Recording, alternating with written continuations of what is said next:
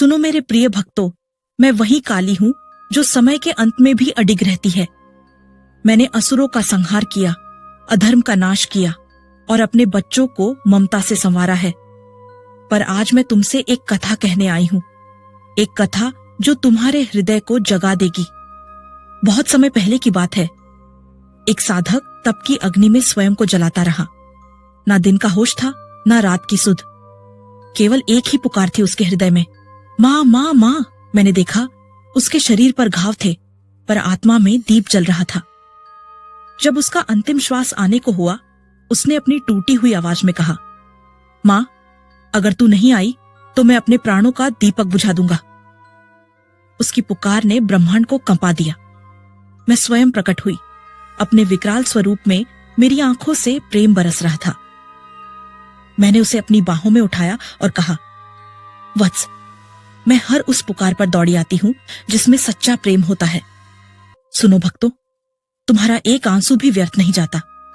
तुम्हारी एक सच्ची पुकार भी मेरे हृदय में गूंजती है।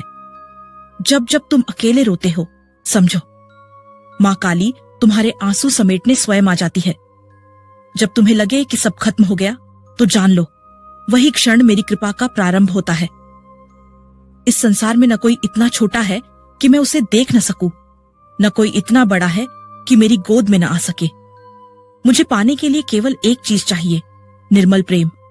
न सोने के मंदिर चाहिए, न लाखों दीप, न लंबी साधनाएं। केवल एक सच्चा हृदय चाहिए जो पुकारे, मां, मैं तेरा हूं। और फिर देखो कैसे मैं स्वयं काल को भी मोड़कर तुम्हारे द्वार पर आ खड़ी होऊंगी।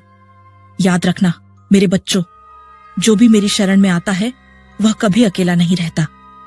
यदि मेरी वाणी ने आज तुम्हारे हृदय को छुआ हो, यदि मेरी ममता की गर्मी ने तुम्हारी आत्मा को पिघलाया हो, तो कमेंट में प्रेम से, श्रद्धा से जय मां काली अवश्य लिखो।